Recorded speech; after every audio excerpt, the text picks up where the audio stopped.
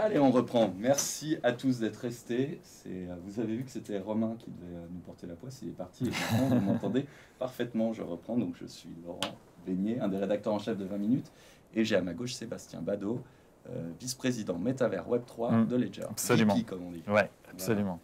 Et Ledger, c'est ce qu'on se disait avant cette petite coupure. Ledger, c'est une boîte qui fait à la fois de l'applicatif et du cold wallet dans l'univers des cryptos. Et on ne s'était pas dit exactement, il y a peut-être des gens qui ne voient pas exactement pourquoi un cold wallet c'est important, ou pourquoi une clé Ledger, ça change un peu j'allais dire la vie, c'est peut-être un petit peu fort, mais pourquoi ça c'est mis en avant comme une solution de sécurité majeure? Parce que je pense que le problème, c'est que le hardware du Web 2 ne te sécurise pas dans le Web 3. Donc, on est en train de créer en fait un nouvel univers, et cet univers, il nécessite en fait du hardware un petit peu différent. Et cet univers, il a plein d'avantages, dont la décentralisation, le fait qu'on peut avoir des actifs numériques qui nous appartiennent, etc., etc. Mais il a certains inconvénients qu'il faut réussir à sécuriser pour avoir sa souveraineté en fait sur ses données et sur son argent ou sur les digital assets qu'on a. Il faut aussi les protéger. Et le seul moyen de le protéger véritablement, c'est avec du cold storage, parce que c'est-à-dire qu'il n'y a aucun risque en fait de hack. Un Ledger n'a jamais été hacké ni quoi que ce soit. Donc, ça nécessite une petite compréhension d'acheter un produit qui coûte moins cher à 79 €, le plus cher à 149. Mais derrière, ça permet de dormir plus tranquille et surtout de ne pas avoir de risque, sachant qu'il y a quand même énormément de personnes qui sont arrivées. Donc, on a vendu plus de 6 millions de nanos depuis le lancement de Ledger. Il y a beaucoup de personnes qui se sont mis à en acheter un parce qu'ils ont perdu leur crypto ou perdu leur NFT, etc., etc. Donc, ce qu'on espère, c'est que les gens qui arrivent dans le Web3 se disent dès le départ, en fait, la sécurité, c'est vraiment important et je vais faire du cold storage. Parce qu'effectivement, une des choses qui est ressortie ces derniers mois, enfin, même ces dernières semaines, c'est une hausse des ventes assez forte après la faillite d'FTX. Bien sûr. Et de personnes qui, du coup, se disent... tant qu'elles sont pas, enfin, not your keys, not your coins. Not your keys, not your coins. C'est sûr, mais malheureusement, enfin, nous on trouve ça dommage qu'on doive arriver à ce genre, parce qu'on a vu la même chose avec Terra Luna en juillet dernier. Là, c'était encore plus fort avec FTX. On a fait x10, on a fait des journées records pendant une semaine. Chaque jour battait le jour d'avant. D'un côté, on se dit c'est super, mais de l'autre côté, on se dit tous les pauvres qui ont perdu leur argent, même si a priori il y a quelques milliards qui ont été récupérés. Ouais. Mais c'est quand même complexe. Et cette logique en fait de souveraineté sur ce qu'on a, c'est important. Et je pense que oui, en effet, on a vu que ce soit des déficits humains ou des erreurs ou des gens qui font carrément des arnaques, parce qu'il y a quand même beaucoup de ça aussi dans le Web3. Il y a cette nécessité de sécuriser les choses. Et moi, je pense qu'il y a ces deux volets. Il y a le volet de sécurité qui est une chose. Il y a ensuite le volet de fluidifier en fait l'expérience. Et on travaille aussi beaucoup là-dessus. On a lancé en bêta Ledger Connect, Stacks dont on parlait tout à l'heure. C'est aussi de fluidifier tout ça avec un écran tactile, etc., etc. Parce qu'on pense que c'est ces deux choses-là. Dans tout ce qui est construit dans le Web3, pas que chez Ledger, ça va être la sécurisation et le ease of use, la facilité d'utilisation qui vont faire la différence. Parce qu'aujourd'hui, quand on a, donc en mars, on aura le Stacks, on va en reparler pour ceux qui arriveraient que maintenant, mais aujourd'hui, quand on a un anneau, donc ça ressemble à une clé USB pour ceux qui n'en auraient pas vu, et il y a deux petits boutons sur la tranche qui permettent de saisir le code PIN à chaque transaction.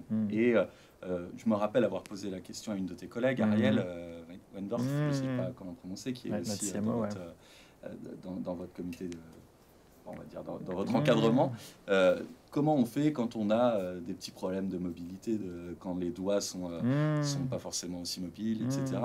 Et le Stacks, c'est le pari d'un appareil à écran tactile. Absolument. Qui a la taille d'une grosse carte de crédit, on va dire, absolument. Un peu plus épaisse. J'aurais dû en amener un. Non, c'est dommage, j'aurais dû en amener un. Mais oui, c'est vrai, c'est une carte de crédit, en l'occurrence. C'est vraiment la logique. Et d'ailleurs, Tony Fadell, dont on parlait, qui est l'ingénieur produit derrière et un peu le visionnaire aussi, en tout cas qui a pris notre vision et qui l'a rendu véritable sur un produit physique. C'était un peu ça, c'était de dire c'est quelque chose que je dois pouvoir mettre dans mon portefeuille.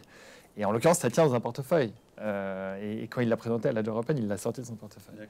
Donc ça tient, et quand je dis un portefeuille, c'est pas un portefeuille, c'est un porte-carte. Ça tient dans un porte-carte. Mais voilà. C'est pour ça qu'on est préparé à ça, mais on n'a malheureusement pas les moyens de vous envoyer un Stacks. Pour l'instant. Il est à 279 €. Ouais, donc c'est un peu plus élevé que le Nano X qui est à 149. Après, je pense que c'est pour des usages. Parce que c'est aussi dans la différence des usages, et c'est ça aussi qui va shifter, je pense, c'est que pendant longtemps, il y avait certaines personnes qui allaient utiliser du cold storage juste et ensuite qui allaient le mettre de côté et plus l'utiliser, vraiment comme une sorte de coffre-fort. Moi, je fais toujours ce rapport entre les exchanges qui sont comme des banques et le cold storage qui est comme un coffre-fort chez soi. Et la logique du stack, et c'est aussi pour ça qu'on a créé l'écran tactile, qu'on a créé l'écran qui permet de mettre un NFT qui vous appartient, etc. C'est qu'il y a une utilisation qui soit dupliquée. Donc je pense que la personne qui a peu de crypto ou qui n'est pas très impliquée dans la crypto, un nano suffira peut-être. Quelqu'un qui va avoir une utilisation plus régulière. Et c'est pour ça qu'on a envie de créer une utilisation qui est plus intuitive aussi. Et le tactile est rentré complètement depuis l'iPhone dans les mœurs et dans les manières d'utiliser la techno. On le connecte toujours avec un câble USB-C. Mais avec une logique aussi de pouvoir ensuite d'avoir de nouvelles technologies, parce que c'est ça qu'on a dans le ease of use, pouvoir utiliser du Bluetooth avec un téléphone, etc. Pourquoi pas. Enfin, il y a plein d'utilisations et on réfléchit beaucoup à ça. Il y a une puce NFC à l'intérieur aussi qui permettra demain de dire, tiens, j'ai une carte de visite sur mon stack, c'est pouvoir la transférer. D'accord. Ou aussi, et ça on l'a présenté à Ledger Open. On a lancé une petite carte qui a un QR code qu'on appelle un Infinity Pass, et en le scannant automatiquement, vous pouvez avoir un NFT qui arrive. Et avec une puce NFC, ça peut rentrer aussi là-dedans. Donc il y a plein de choses, et on est vraiment au début, puisque là, le produit, il existe, il fonctionne. Mais maintenant, il y a aussi tous les développeurs qui vont développer des choses pour, et on a envie aussi de créer toute la plateforme autour de l'utilisation du produit, quoi. Je ne sais pas si vous avez... je sais que certains d'entre vous dans la communauté ont des portefeuilles hardware. Je sais que pour certains, c'est des ledgers, notamment pour certains des ledgers que vous avez gagnés en mintant la machine à écrire 20 minutes, envoyé 10. Alors, il y en a un qui est revenu, mais les autres, normalement, sont arrivés dans vos mains. Est-ce que vous avez des questions? Est-ce que vous voulez en profiter? Parce qu'on va petit à petit sortir un petit peu de l'actualité produit et aller de plus en plus vers les usages, et aller vers les usages de ce portefeuille dont on parle beaucoup, et qui... Déjà, est-ce que ce terme de portefeuille, il induit la bonne image? Est-ce qu'on est... Moi, parfois, je parle de porte-clés, mais c'est encore plus restrictif. Je pense que nous, on appelle ça, alors, en anglicisant, on appelle ça un wallet. Je pense que la logique du wallet, elle est qu'il y a cette logique de se dire qu'on est passé du Web 1 qui était mot de passe email et mot de passe, au Web 2 où on était sign-in avec Facebook ou Google, où en fait on donnait toutes ces données aux géants du web, et au Web 3 qui est Connect Wallet. Et Connect Wallet, là pour le coup, c'est plus un email, c'est pas un mot de passe, c'est storé nulle part, c'est moi qui ai accès à ça. Donc le wallet, il peut être soft, les Coinbase, les MetaMask, etc., ou il peut être hard, on a un cold storage, hardware wallet. Donc je pense que la logique du wallet, elle est importante parce qu'elle est vraiment dans l'ethos et dans la philosophie en fait du Web 3. C'est pour ça, à mon avis, que c'est une bonne image. Et ce qui, moi, me tracassait, c'était qu'est-ce qu'on met dans un portefeuille. Aujourd'hui, quand on a un portefeuille physique, on va y mettre des papiers, on va y mettre évidemment de l'argent, on va y mettre... et des moyens de paiement au sens large. On va y mettre la photo de sa famille, etc. Est-ce que c'est ça l'avenir aussi d'un wallet, qu'il soit Ledger ou autre? Ouais, et moi je pense que même ça va être encore plus large que ça. Je pense que la vision en fait, c'est de se dire que son wallet, ça va être son identité digitale. C'est-à-dire que ça commence alors ça a commencé avec le Web 3 par son argent, parce qu'au début on avait des bitcoins, puis après on avait du ETH, etc. Demain, aujourd'hui, ça a prolongé avec des NFT qui étaient une représentation d'un artiste qu'on aime bien ou d'une communauté à laquelle on appartient.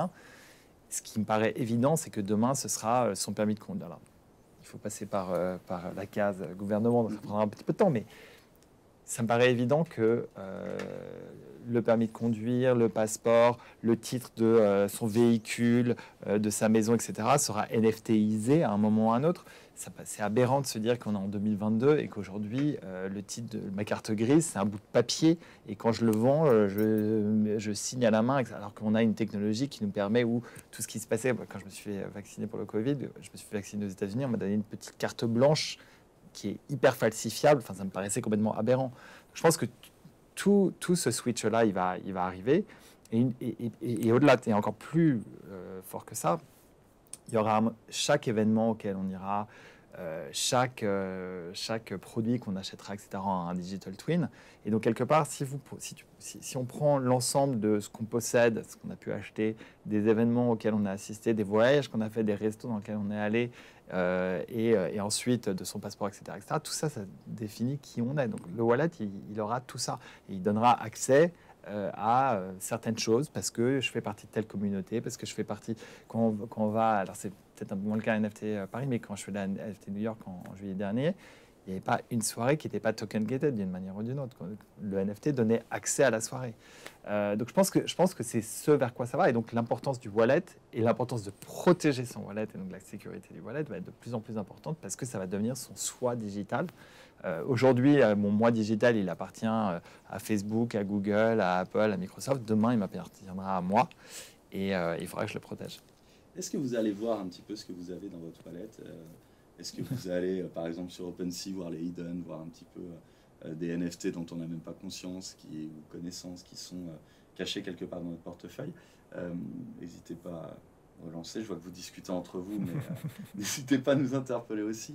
Je te dis ça parce que, Sébastien, parce que il y a un gros enjeu quand même si on en arrive à ce stade, et je trouve qu'on y va déjà à grands pas, où tout est dans le wallet et on n'a pas vraiment d'interface sympa pour classer, visualiser, se les approprier pleinement. C'est comme si on avait une sorte de grand tiroir dans lequel on fourre tout. Et puis, ça, c'est un vrai sujet.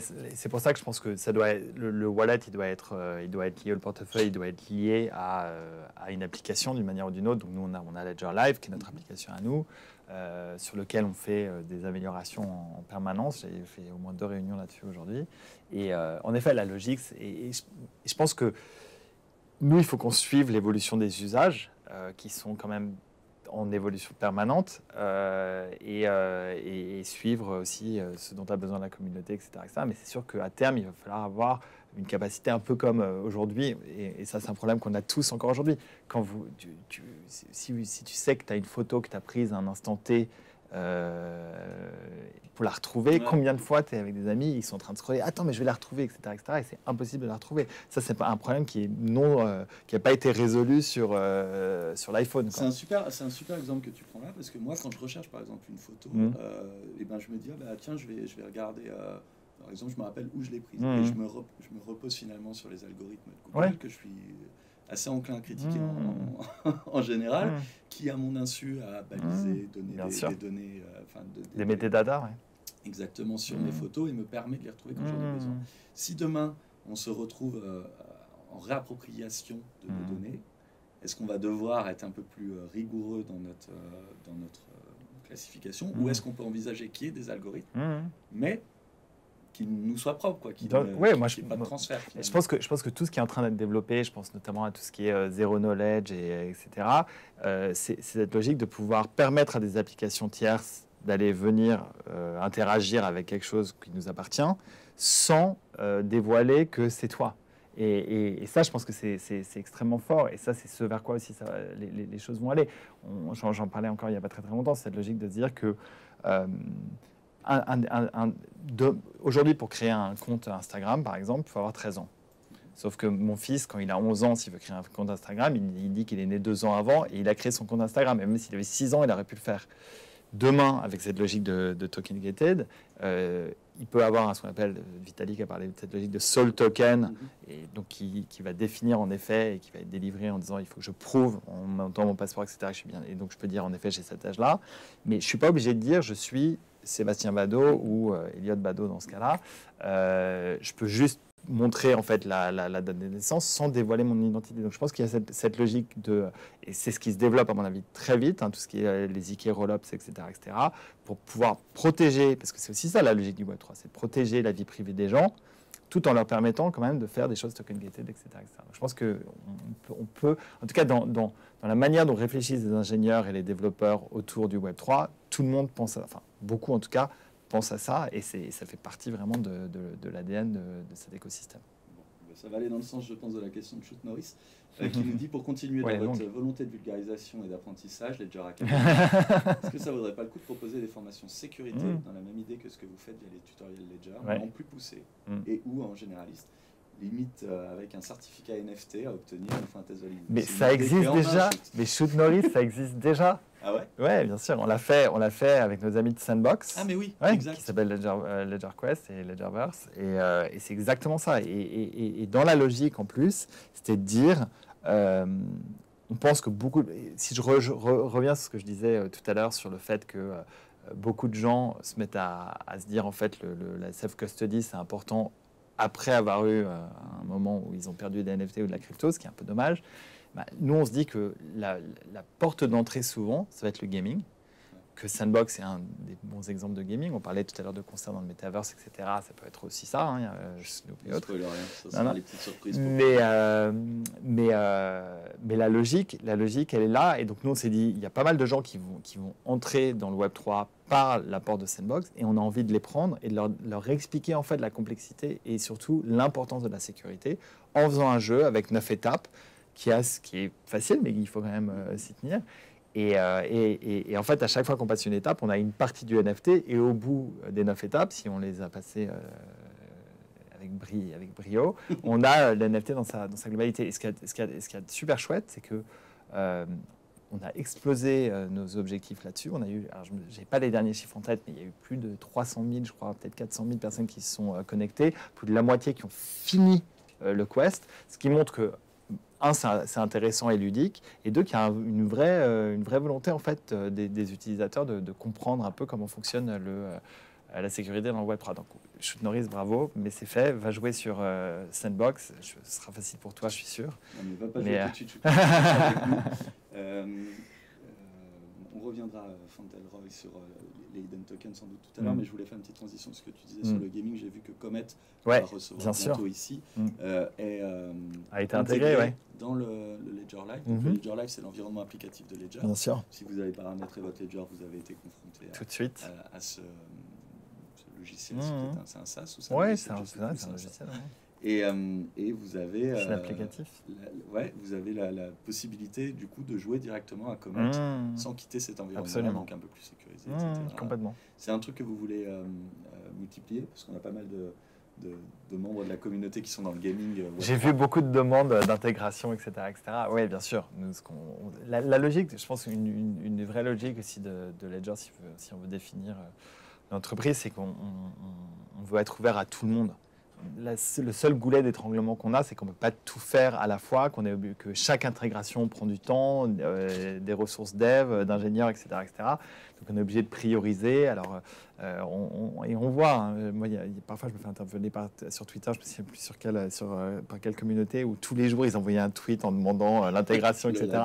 Tous les jours, mais je comprends, et derrière, nous, on est obligé de faire des choix, et on essaie d'être le plus juste possible là-dedans, mais à terme, ce qu'on a envie de faire, c'est d'intégrer toutes les chaînes, d'intégrer tous les jeux, on a envie de permettre à tout le monde, en fait, d'être intégré dans Ledger Live, c'est sûr. Vous pouvez embaucher, vous avez fait des chiffres records, tu nous disais que vous aviez passé les 6 millions, vous avez annoncé des croissances fortes ces derniers temps. On a profité, on a eu la chance, quelque part, cachée, de pouvoir surfer sur l'évolution du marché quelque part, et puis un peu une sorte d'assainissement de l'environnement du Web3, c'est sûr, et on continue de recruter, on a des équipes d'ingénieurs qui sont extrêmement brillantes et qui travaillent d'arrache-pied et qui passent beaucoup de temps à faire ces intégrations. Donc je pense qu'il faut, soyez patient avec nous, et plus ça va aller, plus il y aura de jeux, de chaînes, et d'autres choses qui seront intégrées dans au-delà de la peur qui effectivement, on l'a évoqué, peut donner l'envie de sécuriser un peu plus ses actifs, mais il y a aussi dans le refroidissement quelque chose qui a trait à la moindre utilisation finalement qu'on a de ces cryptos. Moi je me rappelle que j'ai eu des passages où j'étais un peu frénétique autour de la DeFi, il y a trop de transactions à signer en permanence et tout ça, puis à un moment tu te dis, bon, les Ledger, on verra quand je retirerai mes crypto-monnaies de tout ce jeu-là. On est quand même, la DeFi se porte bien, il n'y a pas de problème, mais on est quand même dans peut-être un ralentissement de tout ça qui vous sert aussi. Moi j'ai eu la chance, entre guillemets, parce que je suis très vieux, donc j'étais déjà dans la tech en 2000 quand il y a eu les fondements de la première bulle à Internet. Et en fait, je vois pas mal de rapports en fait entre les deux, et je me souviens très bien qu'à l'époque il y avait donc il y a plus de 20 ans, il y avait énormément de projets, beaucoup autour de l'e-commerce, etc., qui étaient un peu fous, qui n'avaient pas vraiment de sens et forcément qui n'ont pas vu le jour ou qui sont morts très très vite. Et par contre, il y en a certains, puisque j'étais chez Amazon à l'époque, qui ont survécu à ce raz-de-marée, mais c'était pas facile. Hein. Amazon, pendant 2000-2001, était une entreprise qui était très chahutée et qui aurait pu mettre la clé sous la porte aussi. Je pense que ça montre que c'est des moments charnières où les entreprises solides, vont pouvoir ressurgir, mais c'est aussi ces moments de crise qui permettent de faire venir des nouveaux entrants. Et là, si on prend la crise de 2008, c'est là où est sorti Airbnb, Uber, etc., etc. Donc je pense que c'est des moments qui sont douloureux, qui sont durs. Et aussi, parce que je parle des mauvais projets qui tombent, mais il y a aussi des bons projets qui tombent parce que ils n'ont pas le bon financement, parce qu'ils ont dépensé trop de cash ou parce qu'ils étaient un peu trop en avance de phase par rapport au marché et autres. Et ça, ce sera le cas aussi dans le Web3. Mais c'est aussi un moment où tout le monde va se poser et se dire, OK, où est-ce que je veux aller et où est-ce qu'il y a vraiment un besoin. Et puis tout ce qui va être très spéculatif ou pas basé sur des fondamentaux forts, ben ça restera sur le bas de côté. Ce n'est pas forcément une mauvaise chose. Moi, ce que je trouve très encourageant, c'est qu'on parle beaucoup à des entreprises que je qualifierais traditionnelles, pas que dans la tech, des marques, dans la mode, le luxe, l'automobile, etc. Et ce que je vois, c'est que personne ne met de côté ces projets. Tout le monde continue à travailler sur ces projets, mais avec une vision peut-être un petit peu différente. Avant, il y avait une sorte de frénésie. Il faut absolument qu'on le fasse, il faut qu'on le fasse très vite. Et donc, quand on veut absolument le faire et très vite, ben, on ne fait pas forcément toujours bien. Là, on revient un peu aux fondamentaux quelque part, mais avec toujours cette vision de comprendre en fait l'impact que peuvent avoir ces technologies et l'importance qu'elles peuvent créer dans un nouvel écosystème technologique, quoi. On parle de boîtes qui sont déjà installées, qui avaient leur projet de développement Web3. C'est peut-être quand même plus compliqué pour des boîtes qui voudraient lever aujourd'hui ou pour des projets NFT. Je sais que le Stax a, dans sa conception même, a pris en compte le NFT puisqu'on peut diffuser un certain nombre de choses. Est-ce qu'il y a encore de l'attrait pour les NFT? Dis-moi oui, ça me rassurerait. Moi, complètement. Moi, je travaille dessus. Enfin, ce que je dis toujours, c'est que on en parle depuis tout à l'heure. Il y a deux choses qui resteront, c'est sûr, c'est la technologie de la NFT, le smart contract, etc. De toute façon, on restera quoi qu'il arrive, ça c'est une évidence. Et après, je pense que c'est pareil, c'est que des projets qui n'ont pas vraiment de sens ou qui sont que dans la spéculation, etc., peut-être qu'il y en a, déjà il y en a de moins en moins, mais des projets qui ont... et des communautés, la plupart des grosses communautés, elles ont tenu. Quand on regarde que ce soit Bored Ape, Dead Fellows, Proof, etc. Avec un floor qui a baissé quand même. Ouais, un petit peu, mais dans l'ensemble, c'est pareil pour le Bitcoin et l'ETH qui, oui, est tombé par rapport à ses plus hauts, mais ils sont post-Luna, post-FTX, ont réussi à stabiliser. Il y a une petite remontée depuis quelques temps. Donc je pense que moi, je suis persuadé du fait qu'il y a... donc la technologie restera, ça c'est sûr. La création de communauté, si elle a un vrai sens et qu'elle donne une vraie valeur aussi, le côté artistique, j'y crois énormément également. On a créé une fondation et on achète de l'art chez Ledger parce qu'on y croit énormément aussi. Donc ça, ces trois choses, elles resteront. Après, dans quel sens et comment et dans quelle proportion, c'est pas. Mais la logique de se dire n'importe qui peut créer n'importe quoi, n'importe quand, ouais, ça, c'est plus le cas. Et c'est peut-être bien. C'est probablement même mieux. Oui. Alors, assainissement. Je sais que tu n'es pas en charge du marketing de Ledger, mais on a une suggestion d'usage qui dit est-ce qu'on ne pourrait pas avoir une Ledger à l'inverse du Stax en mode basique et prix bas, une sorte de Ledger il y en a une. Light. Oui, mais il y en a une à 79 €. C'est pas mal, non? Après, ça, je laisse chacun se prononcer. Nous, on est gratuit, tu sais, alors c'est toujours trop cher. Le premier prix, c'est 79. Le X, est à 100, donc c'est le S+. Le X est à 149. Le Stack sera de 79. Donc 79, c'est l'entrée de gamme. Il y a un peu moins de fonctionnalités, un peu moins de mémoire, mais on peut quasiment tout faire avec. Donc je pense que c'est un bon prix. On a besoin de mémoire quand même. C'est une question que je m'étais posée. Oui, pour pouvoir intégrer des apps, etc. Tu es obligé de... Je ne sais pas si ça te répond à tes questions. On pourra essayer de faire encore moins cher. Encore plus basique. On va voir. Mais je prends le feedback. Mais c'est toujours intéressant. Hein. De toute façon, c'est sûr que je prends le feedback et je reviendrai. Et j'en ai un autre que je trouve hyper intéressant d'Alice DJD, je sais pas, désolé si j'écorche, qui nous dit oui, mais est-ce qu'un Nano OS, même utilisé en mode coffre-fort, ne sera pas obsolète bientôt? Et ça, c'est une des questions que je me pose beaucoup. Alors, on va déjà répondre à cette question, et tu vois, j'en ai une autre derrière. Moi, je pense pas qu'il y ait d'obsolescence. En tout cas, il n'y a pas d'obsolescence dans l'utilisation. Si l'utilisation, c'est juste de garder... ah ben voilà, le retour. Ça fait plaisir de te revoir. Vous êtes allé au Franprix pour acheter des piles. C'est quasiment presque ça. On a déballé des nouveaux micros. Donc, non, moi je pense pas qu'il y a je pense ça c'est une question qui revient aussi souvent parce qu'il y a cette peur de se dire mais la technologie derrière et l'élément de sécurité, ça c'est une chose que on ne sait pas forcément, mais la technologie derrière le nano, c'est la même technologie que la technologie de la carte à puce. D'ailleurs, les ingénieurs qui l'ont développée, c'est des ingénieurs qui viennent de carte à puce, invention française d'ailleurs aussi pour le coup. Et en fait, ces technologies, elles restent, c'est une technologie cryptographique. Et la logique, surtout, c'est de se dire qu'elles soient inviolables. Et ça, cette inviolabilité, elle reste réelle. Après, la question, c'est est-ce que dans l'usage au quotidien, par exemple, si demain on crée un ledger qui permet de jouer à des jeux sans être obligé de faire une transaction à chaque fois, de sortir son truc, oui, un Nano X, ça ne permettra pas de faire ça. Différemment. Un truc tout bête, si le port USB disparaît, la connectique de ton ledger Nano, c'est une connectique qui s'appuie sur l'USB. Comment tu fais? En fait, je pense qu'on a en tête les cassettes vidéo, les cassettes audio qu'on a gardées, et la galère ensuite pour trouver des lecteurs qui permettent d'avoir ça. J'imagine que vous avez ça en tête. Mais j'ajoute un petit truc derrière. Je me suis posé la question du coup du recyclage des ledgers. Je suis tombé sur un papier il y a ça déjà quelques temps sur attention, n'achetez pas votre ledger d'occasion, on ne sait jamais si quelqu'un avait changé un petit peu le logiciel et mis quelque chose de pernicieux dedans. Donc achetez le neuf. Ça ne va pas vraiment dans le sens des recommandations du moment. Est-ce que vous récupérez des ledgers, vous reconditionnez avec le saut ledger derrière? Non. Mais c'est une bonne question, mais je pense que le problème, c'est le problème de la sécurité. Et c'est sûr que alors potentiellement, tu pourrais wiper, etc., mais pour le moment, c'est pas du tout le cas parce que ça casserait à partir du moment... Parce que le problème, c'est les 24 mots. Quand tu crées ton ledger, tu as tes 24 mots et tu vas réinitialiser et te redonner les 24 mots. Les 24 mots, il est lié au ledger. Donc, il faudrait que tu acceptes que quelqu'un qui te le vend te dise tiens, voilà les 24 mots, sauf qu'il les a. Tu vois, donc, non. Bon, voilà, c'est insoluble. On n'a pas toujours des solutions, mais au moins on a posé la question. Je ne sais pas si vous avez... Romain, je te laisse enchaîner un petit peu si tu veux. On n'a pas encore parlé de métavers parce qu'on t'attendait. Ouais, c'est vrai que... Tu vas bien? T'es content de écoute, je suis content d'être avec vous. Il était dans le métavers. Déjà, merci à Paul et à Hélène qui vont assurer derrière. Voilà. Non, c'est vrai que ce qui m'intéressait aussi dans ton intitulé de poste, c'était VP métavers. Ouais. C'est vrai que je me disais... on vous entend assez peu sur ces questions-là. On vous entend beaucoup sur les NFT, les cryptos, mais finalement assez peu sur l'identité numérique qui s'étend au-delà.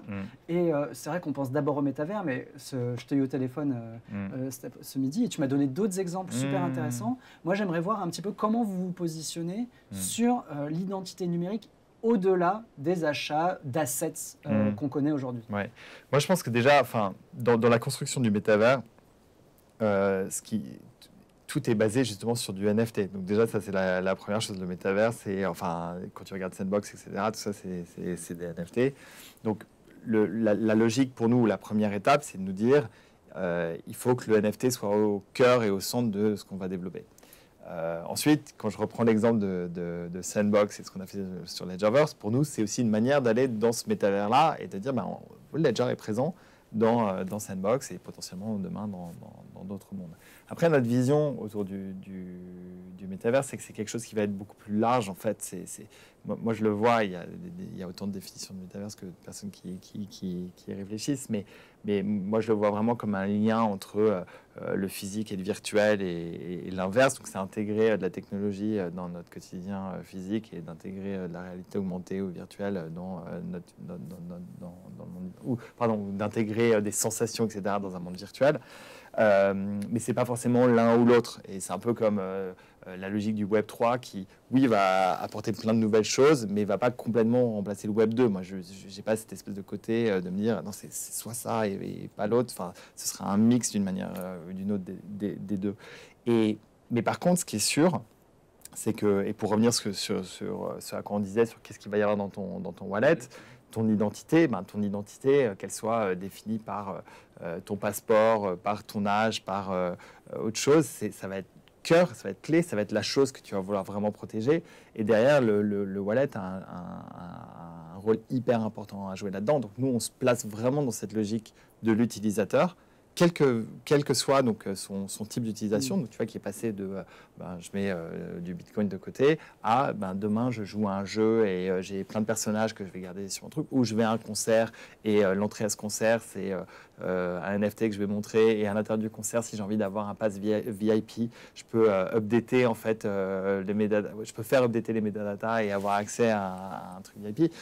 Tout ça, ça peut être dans du physique, mais ça peut être aussi dans exactement la même situation dans un métavers donné. Donc, je pense que notre obsession, elle va être dans l'usage et dans la manière en fait dont les utilisateurs vont pouvoir naviguer ces différents mondes, que ce soit des mondes physiques ou des mondes réels ou virtuels, mais avec ce wallet qui porte avec eux, où que ce soit physiquement en train de je vais montrer quelque chose qui pourrait être scanné, ou virtuellement en faisant un connect wallet et en montrant que j'ai tel ou tel NFT, etc., etc. Mais pour moi, dans le métavers, le NFT est clé, c'est le sésame ouvre-toi qui va permettre de naviguer à tel ou tel endroit, prouver ton identité, prouver que tu appartiens à telle ou telle communauté, etc. Mais c'est vrai, par rapport aux autres échanges qu'on a eus, tu évoquais aussi un autre aspect qui était plus pragmatique, voire très prosaïque, c'était de se dire, aujourd'hui on a beaucoup de jeunes qui vont sur des sites sur lesquels normalement ils n'ont pas le droit, d'aller, et la problématique du token et du token gated, ça pourrait permettre en quelque sorte... Bien sûr. Et ça pourrait être un mix parfait justement, tu vois, du Web 2 et du Web 3, c'est-à-dire que il ne serait pas remplacé ce qui peut exister sur le Web 2, mais ce serait de dire, mais pour entrer dans ce monde Web 2, tu es obligé de faire un Connect Wallet, et dans ton Connect Wallet, montrer qu'en effet, tu as plus de 16 ans, ou plus de 18 ans, ou plus de 13 ans, ce qui générerait pas mal qui permettrait de faire plein de choses. Et puis après même, moi l'exemple que j'ai aussi, alors c'est autre chose, mais quand on a lancé Ledger Market, qui est donc notre plateforme de distribution de NFT qu'on a lancé en juillet dernier, on a fait un Market Pass, un Genesis Pass que les gens ont acheté, donc qui était un NFT bien sûr, et qui donnait accès en fait à un Black on Black Nano que j'ai pas sur moi non plus, désolé, j'aurais dû tout amener. La prochaine fois, j'ai avec toute la panoplie de produits. Ouais, j'ai avec un jour, etc. Merci Maryse. Et en fait, pour redeemer le produit, il fallait que tu montres en fait que tu avais le NFT. Et donc c'était du token gated commerce. Et moi, quand j'ai fait l'expérience, tu vois, quand on était en train de le tester, je me disais, mais en fait, c'est beaucoup plus facile et beaucoup plus fluide que quand je vais sur un site internet aujourd'hui, que je suis obligé de remplir 1 milliard de trucs, que ma banque m'envoie un SMS en me disant, tiens, il faut que tu rentres ce code, etc., etc. Je pense qu'aujourd'hui, l'e-commerce, ça fait 25 ans que ça existe, il continue d'avoir plein de choses en fait qui te bloquent, enfin des points bloquants, etc., etc. Alors que l'expérience de token de commerce, elle est ultra fluide. Une fois que tu es passé de l'autre côté de la barrière, c'est-à-dire que tu as quand même le KYC pour tes premières formalités. Et il faut que tu aies créé ton wallet, etc., etc. Bien sûr. C'est quand même encore un peu lourd. Bien sûr. Et le setup d'un ledger, on le dit, quand tu reçois ton ledger, voilà, il faut une demi-heure pour le faire. Ce week-end avec un ami, ouais. On a mis moins longtemps. Ouais, parce que tu es habitué maintenant. Puis tu es habitué maintenant, tu l'as fait plusieurs fois. Mais ouais, mais je pense que mais cette logique-là de se dire, on fait un petit effort pour d'ailleurs avoir plus de liberté, plus de responsabilité aussi certainement, mais en tout cas clairement plus de liberté, c'est pas forcément une mauvaise chose. Et dans un monde où l'intrication entre le réel et le virtuel sera encore plus poussée, vous pensez que le coffre-fort doit rester physique? D'une manière ou d'une, ce qu'on veut faire, et c'est, tu vois, dans la logique sécurité et rendre les choses les plus fluides possibles, c'est que oui, il y ait quelque part un coffre physique, mais que tu puisses y accéder d'une manière virtuelle et très simple. Donc, tu vois, en quelques clics, etc., mais que ce soit lié à ça, parce que malheureusement ou heureusement, la technologie physique, tu vois, ce dont on parlait de la carte à puce, elle est intégrée à cet élément-là. C'est un vrai élément physique. Tu peux pas le mettre. C'est toute la logique du software. Mais par contre, pouvoir te connecter d'une manière ou d'une autre avec, comme je disais, avec du Bluetooth ou autre, à cet élément-là, et ensuite tu signes la transaction sur le clear signing que tu fais sur ton anneau. Si c'est rentré juste un code, c'est rien, tu vois. Et c'est c'est ce à quoi il faut arriver. Il y a pas mal d'échanges sur le chat et pas mal de propositions. J'adore. En fait, ils sont attaqués et puis très experts de ces sujets-là, et on se parle d'identité, donc ils proposent, ils rebondissent sur la question du solvent token d'identité, etc. En fait, moi, ce que ça m'inspire en voyant notamment tes réactions, Elvan, c'est oui, un solvent token d'identité, c'est se poser la question du coup de qui l'émettrait et nécessairement de ce qu'est le rôle de l'État dans cet univers, d'un État ou de. En fait, quand on parle d'identité, on a à la fois nos actes qui nous définissent, mais aussi le registre, le ledger de l'État, bien sûr. Vous bossez avec eux, il y a des choses qui se passent avec vous. C'est quand même une boîte française, avec un État qui se veut, en tout cas qui dit être très intéressé par ces technos-là. Moi, je pense que, alors, on parle bien sûr parce qu'on est une entreprise et qu'on fait partie de la French Tech, etc., mais pas sur ces sujets-là. Je pense que l'État n'a pas encore complètement à ce degré-là, en tout cas, d'intégration. Puis nous, après, notre vision, ce ne serait pas du tout une vision française. Une fois de plus, la France, c'est un des marchés de Ledger, mais parmi plein d'autres. Il y a le bouquin de Balaji Sirvan là, sur The Network State qui dit qu'en fait, l'État de demain, c'est un État connecté, c'est plus des États locaux, et c'est plus dans cette logique-là qu'on a envie de réfléchir. Par contre, en effet, comment est-ce que tu fais du KYC, comment est-ce que tu peux trouver, mais moi, je reviendrai à cette logique de ZK Rollup, c'est de zéro knowledge, etc., de pouvoir prouver d'une manière ou d'une autre sans être obligé de divulguer ton identité. Ce sera ça, ça doit être ça la solution. Mais ça, il y a plein de gens qui réfléchissent. Et nous, la logique, c'est de pouvoir permettre de faire le lien avec la technologie et sans être obligé de donner en effet son identité. Parce que on le disait tout à l'heure, ça fait vraiment partie de l'ADN du Web3, comme le dit, je ne sais plus qui l'a dit, Ilavan, je ne sais pas quoi, avec de protéger ça. Et ça, je pense que nous ça, c'est quelque chose qui est clair chez Ledger. Il y a cet ethos et cet ADN Web3 et de protection de la vie privée des gens. C'est très, très important. Elvan, qui est notre expert notamment sur les questions d'environnement durable et qui valide la seule exception. C'est la sécurité. C'est la sécurité. La sécurité, et puis le fait que t'es pas, et que pour l'instant, il n'y a pas d'obsolescence, il n'y a pas j'ai plus de place sur mon ledger ou il n'y a plus de batterie, etc., etc. Je pense que tu vois, dans l'utilisation, tu peux garder ton ledger longtemps. Et il y avait pas mal de questions sur le côté. Est-ce qu'il faut en acheter plusieurs? Un qui serait une sorte vraiment de coffre-fort qui ne bouge jamais, un qui servirait un petit peu plus souvent. Je pense pouvoir répondre en fait. C'est pas grave si on l'utilise souvent, il est protégé. Exactement. C'est l'architecture du ledger. Exactement. Même quand on se connecte et qu'on donne une autorisation à une application, c'est pas pour autant qu'elle récupère la clé. Absolument. Je sais pas si ça répond à ça. Se pose la question de la transmission. J'ai lu qu'Éric Larchevêque s'intéressait aussi à ces sujets-là, donc qui est le fondateur, même s'il est aujourd'hui plutôt l'actionnaire de Ledger. Il est au board, d'accord. Il est au board, ok. Se disait que c'était une question qu'il allait falloir traiter aussi, la transmission des ledgers.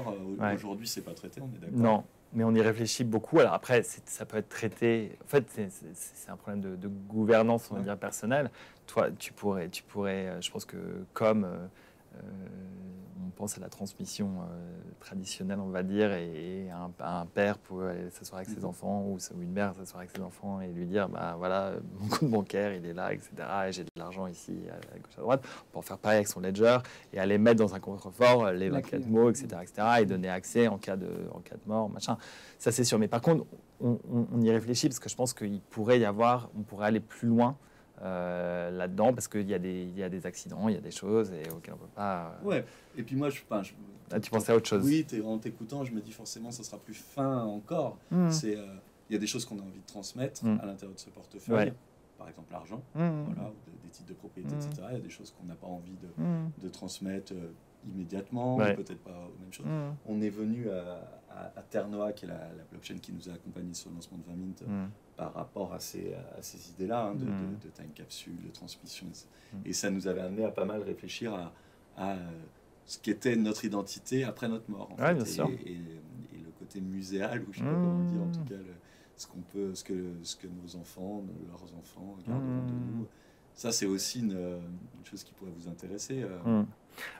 La manière dont on y pense pour le moment, c'est plus dans cette logique de transmission de si jamais il t'arrive quelque chose, qu'est-ce qui se passe sur ce qui se passait sur ton ledger. Ça, je pense que ça, c'est le premier use case. Après, sur ton point, c'est un vrai point aussi de savoir comment... Et ça rejoint un peu aussi la logique de est-ce que tu as envie d'avoir de wallet? Et c'est peut-être ça la solution. Tu as un wallet qui va être ton wallet dans lequel tu vas avoir tes actifs qui sont des actifs, on va dire, financiers. Et un autre qui pourrait être ton wallet d'identité et qui va plus être quelque chose qui représente les communautés auxquelles tu participes, les produits que tu as pu acheter, les concerts auxquels tu es allé. Et ça, tu auras peut-être envie de transmettre. Ton avatar. Voilà. C'est génial, c'est un bon programme. 18h55. Ouais, c'est exactement. Magnifique. On doit te laisser, Sébastien. Et il faudra que je revienne. Bah, tu viens je pense qu'il y a un bon film. On aura des piles, on aura des micros qui marchent. Ouais. J'amènerai un stack, j'amènerai des Black and Black Nano, des piles. Voilà. Merci beaucoup. Ouais. On te libère. Nous, on va garder un tout petit peu le... Ouais. Je regarderai la version replay demain. Ouais. Ouais, si tu as des questions, tu me les envoies, tu as mon Avec numéro. plaisir, je le ferai. Merci à vous. Est-ce que tu sais comment Je sais. retrouver ton ordinateur, etc. Ouais, je sais. Et on vous garde parce que bon, on a deux j'enlève mon choses à micro. dire, Ouais, puis puis un quiz. on a un quiz. On a un Ah ouais, Mais là, c'est quand même, je fais attention. Ok. Ok. Tu vois, t'es validé. T'as la clé du coup sur le... Ok, super, je vois. côté de ton Merci beaucoup, merci à vous. Salut Sébastien. Ah. T'es sûr que tu vas retrouver le chemin? Ouais. Sinon, je t'accompagne. Non, mais c'est bon, t'inquiète.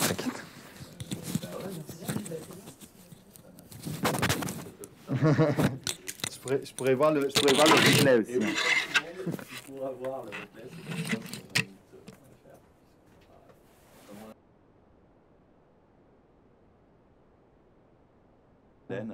Qui sera sur nos articles et que vous pourrez retrouver.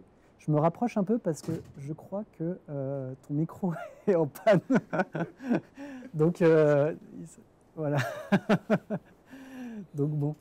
C'est Laurent qu'on n'entend plus, bah voilà, exactement. On avait un petit souci de micro sur Laurent. Ce que je vais faire, c'est que tu me laisses totalement. Bah voilà. Donc cette mission. Donc sachez que j'ai réservé une nounou pour cette émission, pour animer avec Laurent. donc voilà, je regarderai cette émission comme tout le monde en replay demain. Je suis ravi en tout cas de voir que les échanges étaient énormes. Franchement, le chat avait l'air bien en forme. J'ai 4 questions pour vous pour faire un quiz autour des clés. Donc c'est dommage, Sébastien n'est plus avec nous. Hélène, tu me dis, rip nos oreilles. Est-ce que j'ai vu un roman sur Twitter qui fait genre l'homme à la casquette? Faut qu'on le raide. Ok.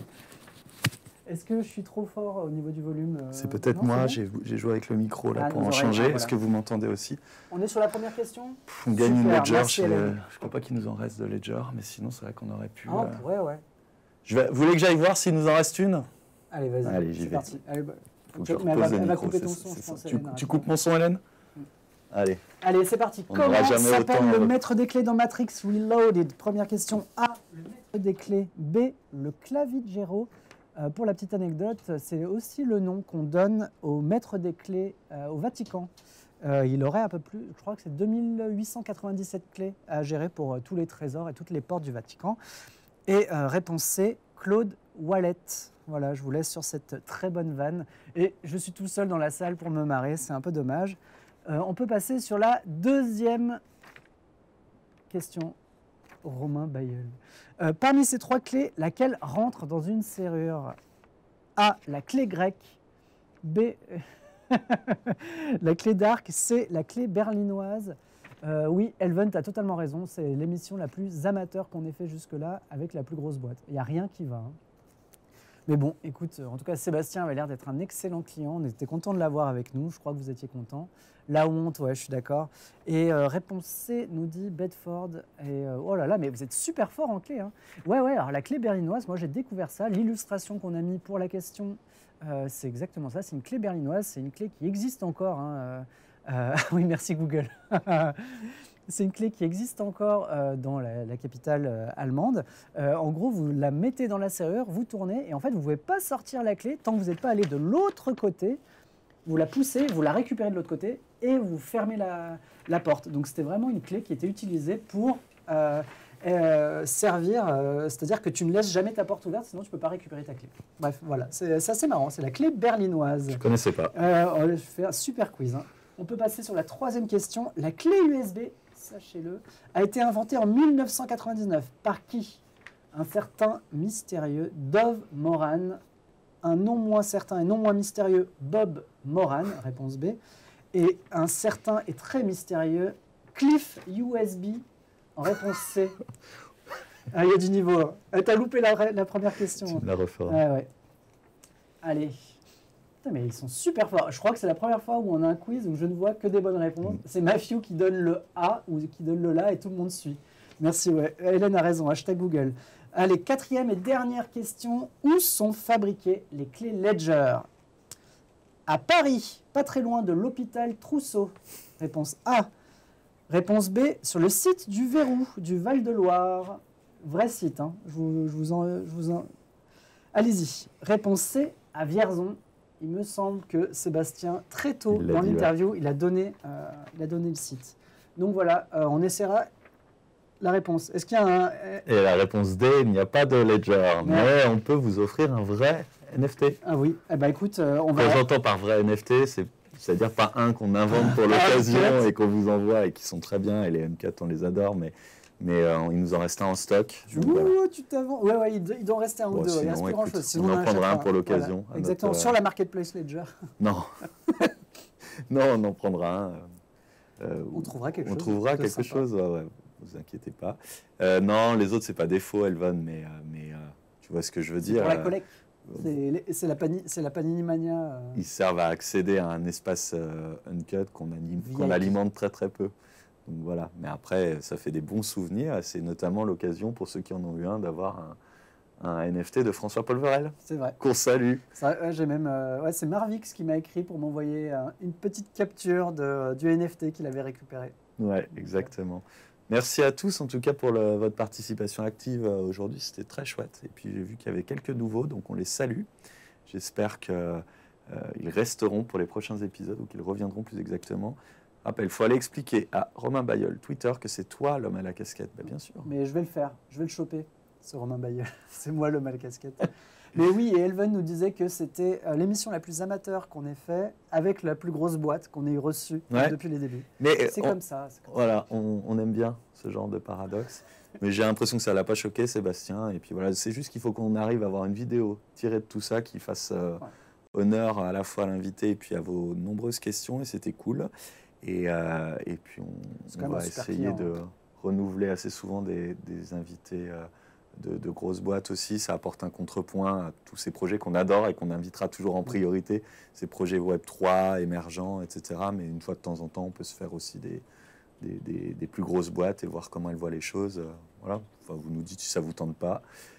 On restera sur notre ligne de départ. Merci beaucoup Romain, désolé que tu aies dû faire... J'étais ravi d'animer cette émission à tes côtés, mon Laurent. J'ai tout donné. Tu as tout donné, mais tu as été très bon. Merci beaucoup. Excellente journée. Salut, à la prochaine. Salut.